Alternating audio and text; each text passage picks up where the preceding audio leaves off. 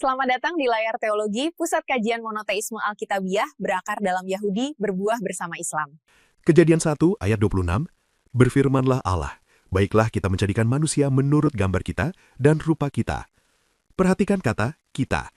Di dalam sebuah kitab yang membangun seluruh identitasnya di atas pengakuan Tuhan itu Esa, pengakuan yang dikenal sebagai Shema Yisrael dari kitab Ulangan pasal 6 ayat 4, tiba-tiba muncul sebuah anomali gramatikal. Allah yang satu, yang sepanjang narasi penciptaan berbicara dalam bentuk tunggal, dia berkata, dia melihat, dia memisahkan, pada momen ini, tepat ketika hendak mencipta manusia, beralih ke bentuk jamak. Marilah kita. Mengapa? Apakah ini jejak tersembunyi dari doktrin Tritunggal, bahwa Allah adalah satu hakikat dalam tiga pribadi, yang sudah ditanamkan sejak halaman pertama Alkitab? Ataukah ini sisa-sisa politeisme kuno yang tidak sempat dihapus oleh para editor? Atau mungkin ada sesuatu yang jauh lebih sederhana dan jauh lebih menarik yang hilang dari pemahaman modern kita karena kita membaca teks purba dengan kacamata yang belum ditemukan saat teks itu ditulis. Itulah yang akan kita selidiki. Dan saya ingin menekankan dari awal, pendekatan kita bersifat forensik. Kita akan memeriksa bukti gramatikal, mendengarkan saksi-saksi kuno, menempatkan teks dalam konteks budayanya, dan membiarkan data berbicara sebelum kita menarik kesimpulan apapun. Mari kita mulai dari tempat kejadian perkara, dari teks itu sendiri, dalam bahasa aslinya. Dalam bahasa Ibrani, kejadian 1 ayat 26 dibuka dengan frasa Wayomer Elohim, artinya, dan Allah berfirman. Kata kerja Wayomer di sini berbentuk tunggal, orang ketiga, maskulin, tunggal. Artinya, yang berbicara adalah satu subjek, dia berkata, bukan mereka berkata.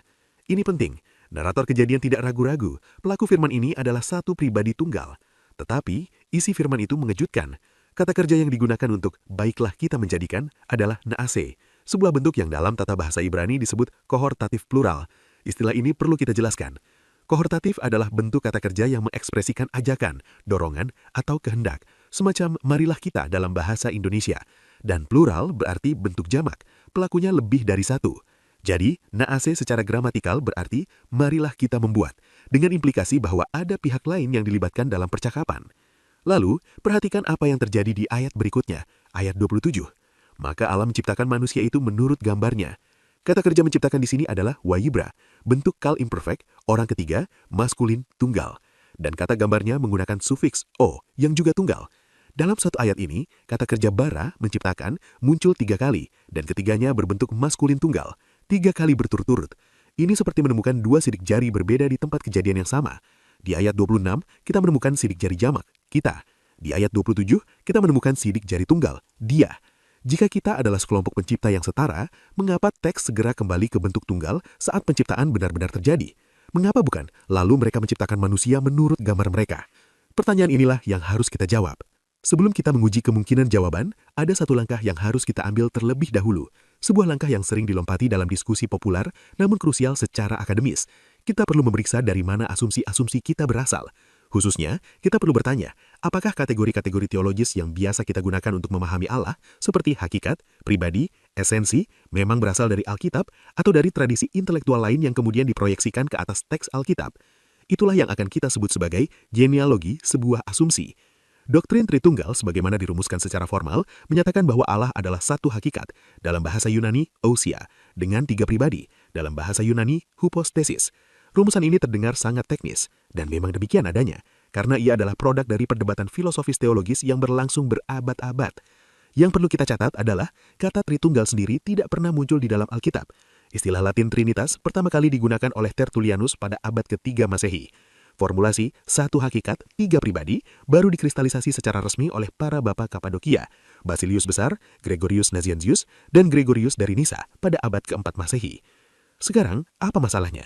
Masalahnya bukan pada doktrin itu sendiri, itu urusan teologi sistematik yang memiliki logika internalnya sendiri. Masalahnya adalah ketika rumusan abad ke-4 ini dibaca mundur ke dalam teks yang ditulis lebih dari 1000 tahun sebelumnya, ke dalam bahasa dan budaya yang sama sekali berbeda. Dalam filsafat Yunani klasik, ousia dan hypostasis hikan digunakan secara sinonim. Keduanya merujuk pada realitas mendasar atau substansi. Konsili Nikea tahun 325 Masehi dalam salah satu anatemanya secara eksplisit menyamakan kedua istilah ini. Gereja pada saat itu belum memiliki pembedaan teknis yang jelas antara kesatuan substansi dan pluralitas pribadi. Dan ada ironi yang lebih dalam lagi. Istilah Latin persona yang menjadi padanan untuk hypostasis di dunia barat awalnya berarti topeng aktor dalam pertunjukan teater Yunani Romawi. Ibaratnya, kata yang kita gunakan untuk mendeskripsikan pribadi-pribadi Dylan ini ternyata berasal dari dunia panggung sandiwara. Gereja awal sendiri menyadari masalah ini. Itulah sebabnya, istilah prosopon sering dihindari karena konotasinya yang terlalu dekat dengan sabelianisme, pandangan bahwa Allah hanya satu pribadi yang berganti-ganti peran. Intinya begini, bahasa Ibrani, bahasa di mana kejadian ditulis, beroperasi dengan cara yang secara fundamental berbeda dari filsafat Yunani. Bahasa Ibrani bersifat konkret dan fenomenologis. Artinya, ia menggambarkan realitas melalui tindakan, relasi, dan narasi, bukan melalui kategori-kategori abstrak seperti substansi, esensi, atau aksiden. Bagi pikiran Ibrani yang melandasi penulisan Perjanjian Lama, Tuhan tidak dipahami melalui struktur metafisika yang statis, melainkan melalui apa yang dia lakukan dalam sejarah dan bagaimana dia berhubungan dengan umatnya. Ketegangan antara dua dunia pikiran ini, Ibrani yang personal dinamis versus Yunani yang esensial statis, menciptakan masalah ketika kita membaca teks seperti Kejadian 1 ayat 26.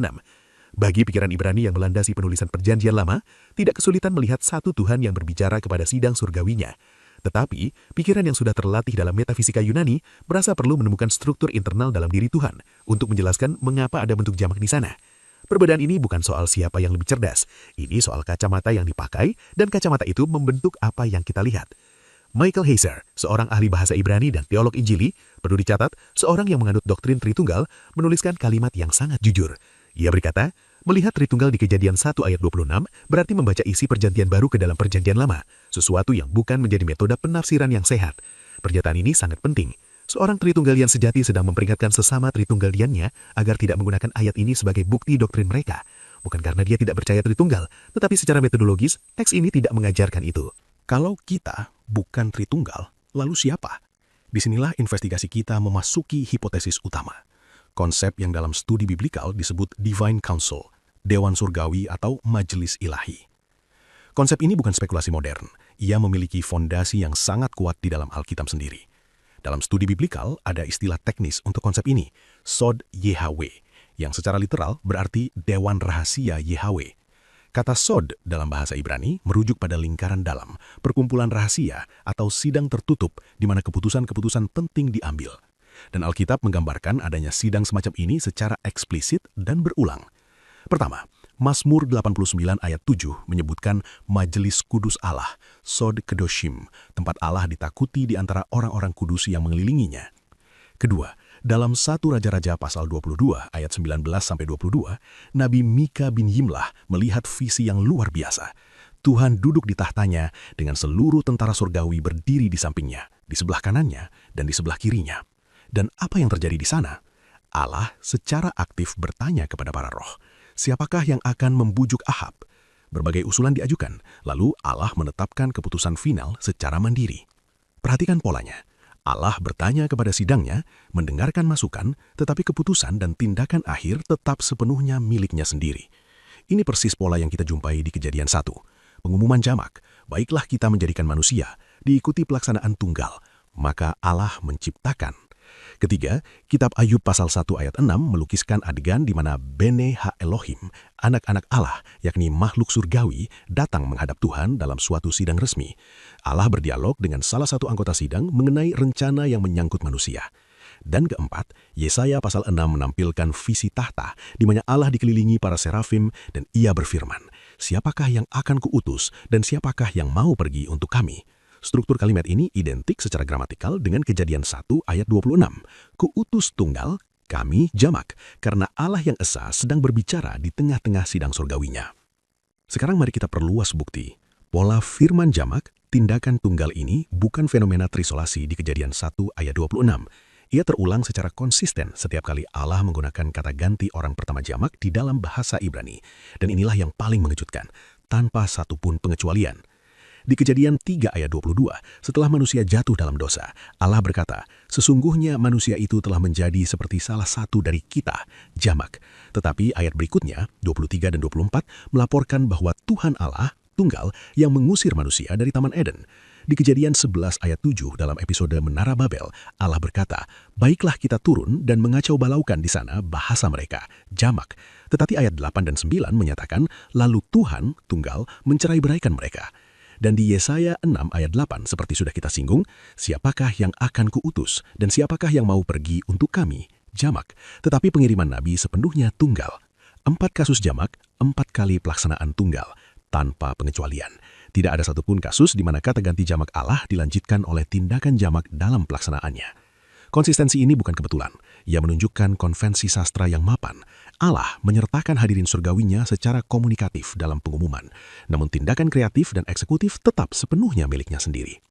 Gordon Wenham dalam komentarnya yang menjadi standar akademik, Word Biblical Commentary, mencatat bahwa pergantian dari kohortatif jamak di ayat 26 ke naratif tunggal di ayat 27 adalah apa yang ia sebut perangkat sastra yang disengaja. Penulis sengaja menempatkan ayat 27 sebagai penyeimbang ayat 26 agar pembaca tidak menyimpulkan ada lebih dari satu pencipta. Dalam istilah teknis, ini disebut meaning control device, mekanisme pengendalian makna.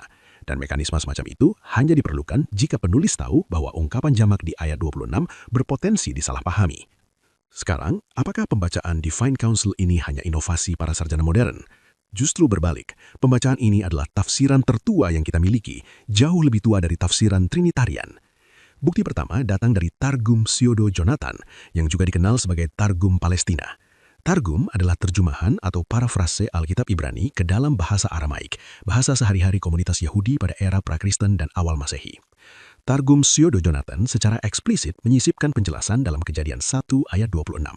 Dan Tuhan berkata kepada para malaikat yang melayani di hadapannya, yang telah diciptakan pada hari kedua penciptaan, "Marilah kita menjadikan manusia menurut gambar kita."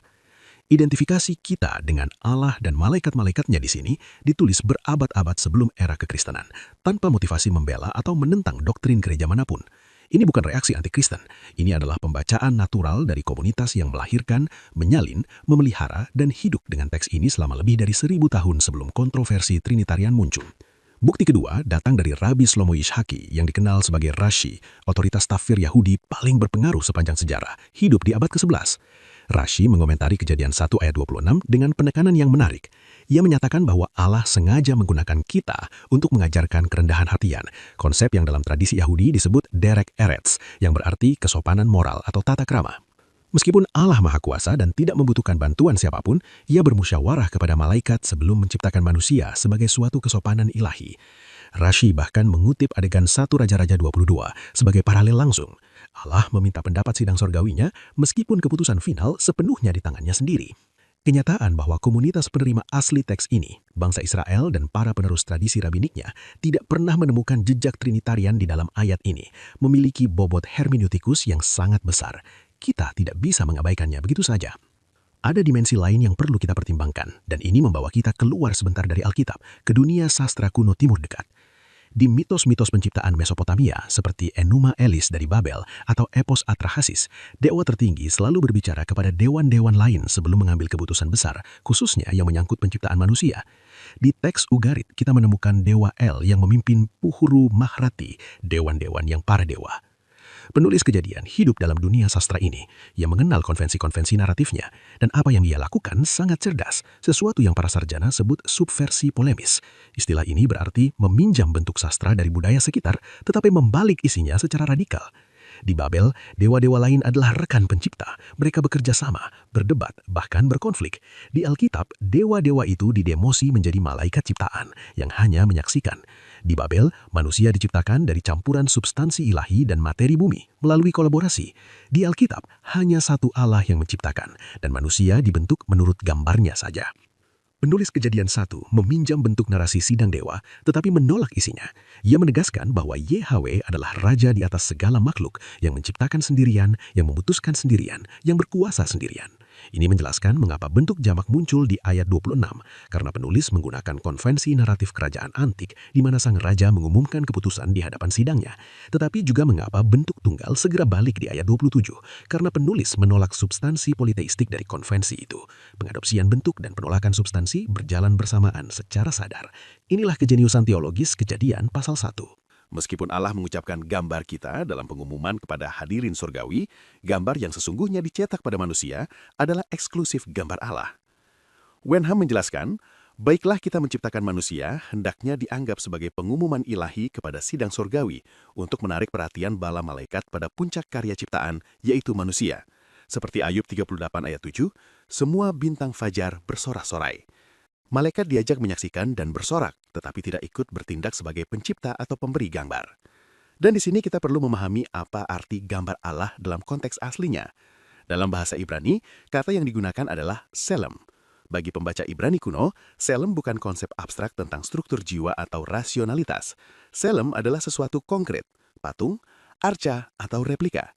Dalam konteks kerajaan timur dekat kuno, seorang raja mendirikan selem, patung dirinya, di wilayah-wilayah taklukan untuk menandakan kekuasaannya di sana. Raja tidak hadir secara fisik, tetapi patungnya menyatakan otoritasnya. Demikianlah manusia. Ia adalah patung hidup dari sang raja surgawi, ditempatkan di bumi untuk menjalankan mandat pemerintahan atas ciptaan. Konsep ini bersifat fungsional representatif. Manusia adalah wakil Allah di bumi, bukan salinan ontologis dari struktur internalnya. Dan perhatikan logikanya, satu manusia tunggal mewakili satu Tuhan tunggal. Konsep ini sama sekali tidak memerlukan pluralitas pribadi dalam diri Tuhan. Ada satu ayat lagi yang perlu kita pertimbangkan, karena ia sering diajukan sebagai keberatan terhadap hipotesis divine concept dari arah yang berbeda. Yesaya 44 ayat 24. Akulah Tuhan yang menjadikan segala sesuatu, yang seorang diri membentangkan langit, yang menghamparkan bumi. Siapakah yang mendampingi aku? Keberatannya begini, jika Allah mencipta seorang diri, apakah malaikat juga ada di sekitarnya? Ini pertanyaan yang bagus, dan jawabannya terletak pada presisi semantik. Kata yang diterjemahkan seorang diri dalam teks Ibrani adalah lebadi, dan maknanya bukan tanpa makhluk lain yang eksis di sekitarnya, melainkan tanpa rekan pencipta. No co-agent in the act of creation. Ini selaras sempurna dengan hipotesis Divine Council. Malaikat memang hadir sebagai saksi, Ayub 38 ayat 4-7 secara eksplisit menyatakan bahwa mereka bersorak-sorai saat Tuhan meletakkan dasar bumi. Tetapi mereka tidak turut serta sebagai agen penciptaan. Jadi, Yesaya dan Kejadian saling melengkapi, bukan saling bertentangan. Allah berbicara kepada malaikat dalam pengumuman, itulah kita di ayat 26, tetapi Allah sendirian melakukan penciptaan. Itulah bentuk tunggal di ayat 27. Kita adalah undangan untuk menyaksikan, bukan untuk mengerjakan. Menariknya, argumen lebadi ini justru lebih kuat melawan tafsiran Trinitarian daripada melawan hipotesis Divine Council. Karena tafsiran Trinitarian mengimplikasikan ko-kreasi antara tiga pribadi. Bapa merencanakan, anak melaksanakan, roh memelihara. Sementara seorang diri di Yesaya secara eksplisit menutup pintu bagi gagasan itu. Hipotesis Divine Council sebaliknya justru kompatibel sepenuhnya dengan pernyataan Yesaya. Malaikat hadir tetapi tidak bekerja. Sekarang, sebagai investigator yang adil, kita juga perlu menguji dan mengeliminasi dua hipotesis alternatif yang bukan Trinitarian, tetapi juga bukan Divine Council. Karena dalam perdebatan akademis ada lebih dari dua opsi di atas meja. Hipotesis pertama disebut pluralis majestatis atau jamak keanggungan, yang dalam bahasa Inggris dikenal sebagai royal we. Ide dasarnya, Allah berbicara sendirian tetapi memakai bentuk jamak sebagai retorika kebesaran. Seperti seorang raja yang berkata, kami memutuskan, padahal ia sendiri yang memutuskan. Hipotesis ini punya preseden pada tataran kata benda. Istilah Elohim sendiri berbentuk jamak, tetapi merujuk pada satu Allah. Dan gelar seperti Borek-A, pencipta-penciptamu dalam Pengkhotbah 12 ayat 1, menggunakan bentuk jamak untuk subjek tunggal. Tetapi di sini hipotesis ini gagal. Masalahnya bukan pada kata benda, melainkan pada kata kerja. Naase adalah kata kerja kohortatif jamak, bukan kata benda. Dan Heiser menegaskan, plural of majesty memang ada untuk kata benda. Tetapi Kejadian 1 ayat 26 bukan tentang kata benda. Yang dipermasalahkan adalah bentuk kata kerja jamaknya. Dalam bahasa Ibrani Alkitab, tidak ada contoh yang terdokumentasi di mana kata kerja kohortatif jamak digunakan oleh satu pribadi tunggal untuk membesarkan diri. Jadi secara gramatikal, hipotesis ini tidak memadai. Hipotesis kedua disebut pluralis deliberantia atau monolog internal. Ide dasarnya, Allah sedang berpikir keras, semacam berbicara pada dirinya sendiri, seperti ketika seorang berkata, mari kita lihat, padahal ia sendirian. Hipotesis ini pertama kali diajukan oleh Gesedius, ahli tata bahasa Ibrani abad 19, dan didukung oleh C. Westerman. Namun Josh Philpott dalam analisisnya menyimpulkan, pendapat ini dapat dikesampingkan karena tidak ada teks lain yang mendukung bahwa Allah berunding dengan dirinya sendiri dalam bentuk jamak. Tanpa preseden tekstual, hipotesis ini bersifat ad hoc, dibuat khusus untuk menjelaskan satu kasus tanpa dukungan dari kasus lain. Eliminasi dua hipotesis ini memperkuat tesis utama, karena kata kerja kohortatif jamak membutuhkan pendengar nyata, dan karena monolog internal tidak memiliki preseden, maka satu-satunya penjelasan yang memenuhi tuntutan gramatikal dan kontekstual adalah bahwa Allah sedang berbicara kepada audiens yang benar-benar ada, yaitu majelis sorgawinya. Sekarang kita sudah memeriksa bukti gramatikal, konteks budaya, tradisi penafsiran kuno, dan mengeliminasi dua hipotesis alternatif. Sekarang mari kita uji klaim Trinitarian dari satu sudut lagi, dari sudut pewahyuan Perjanjian Baru. Jika Kejadian 1 ayat 26 memang merupakan benih doktrin Tritunggal, petunjuk pertama dari Allah bahwa Ia terdiri dari 3 pribadi, maka kita seharusnya menemukan para penulis Perjanjian Baru memanen benih itu. Mereka yang memiliki pengertian lebih lengkap tentang natur Allah setelah kedatangan Kristus dan pencurahan Roh Kudus semestinya mengutip ayat ini untuk menjelaskan hubungan Bapa, Anak, dan Roh. Tetapi apa yang kita temukan? Kesunyian total. Tidak satupun penulis Perjanjian Baru yang mengutip baiklah kita menciptakan manusia sebagai bukti keilahian Yesus atau doktrin Tritunggal. Yohanes ketika menjelaskan peran Kristus dalam penciptaan tidak berkata Yesus adalah salah satu dari kita di Kejadian 1 ayat 26. Ia menulis prolog baru, pada mulanya adalah firman, dan firman itu bersama-sama dengan Allah. Paulus ketika menyatakan Kristus sebagai pencipta segala sesuatu dalam Kolose 1 ayat 16 tidak mengaitkannya dengan ungkapan marilah kita. Yesus sendiri dalam berbagai perdebatan dengan orang Yahudi tentang identitasnya tidak pernah menggunakan ayat ini. Diannya Perjanjian Baru ini sangat signifikan. Jika ayat ini dimaksudkan sebagai wahyu tentang Tritunggal, mengapa para arsitek utama teologi Kristen, Yohanes, Paulus, penulis surat Ibrani tidak pernah menggunakannya? Fakta bahwa mereka membangun teologi penciptaan kristologis mereka tanpa merujuk Kejadian 1 ayat 26 mengkonfirmasi bahwa ide Tritunggal itu memang bukan berdasarkan teks itu secara langsung. Ada satu aspek lagi yang perlu kita uji, dan ini menyangkut sejarah penafsiran Kristen awal, bukan Yahudi, melainkan Kristen. Karena sering diasumsikan bahwa bapak-bapak gereja awal secara seragam membaca Trinitas di Kejadian 1 ayat 26. Kenyataannya lebih rumit dari itu. Justinus Martir, sekitar tahun 150 Masehi, memang memahami ayat ini sebagai percakapan intra-ilahi, tetapi ia membacanya sebagai dialog antara Allah Bapa dan Logos, hanya 2 pribadi, bukan 3. Ia menulis bahwa Allah bercakap-cakap dengan seseorang yang secara numerik berbeda dengan dia dan merupakan makhluk rasional yang ada bersama dia. Ia bahkan menekankan bahwa Kejadian 3 ayat 22 mengiratkan sedikitnya 2 pribadi yang bergaul satu sama lain, 2, bukan 3. Tertullianus, pencetus istilah Trinitas itu sendiri, ketika membahas Kejadian 1 ayat 26, juga lebih fokus pada dialog Bapa dan Firman, sementara Roh Kudus jarang disebut dalam konteks ayat ini. Tidak ada jejak penafsiran di mana orang Kristen awal membayangkan 3 pribadi duduk berdialog di Kejadian 1 ayat 26. Ini sebenarnya berfungsi sebagai apa yang dalam logika disebut reductio ad absurdum, pengurangan sampai pada absurditas. Kalaupun kita menerima bahwa kita adalah percakapan intra-ilahi yang sendirinya sudah problematis secara gramatikal, hasilnya tetap hanya 2 pribadi, bukan 3. Jadi tafsiran ini gagal bahkan pada penerapan terdalamnya sendiri. Sumber-sumber Kristen tertua yang mencoba membaca pluralitas ilahi di sini hanya menemukan binitas, bukan trinitas. Angka 3 selalu diimpor dari luar, dari doktrin yang berkembang belakangan, bukan dihasilkan oleh teks secara mandiri. Sekarang mari kita kumpulkan semua bukti dan lihat apakah ia berkonvergensi pada satu titik.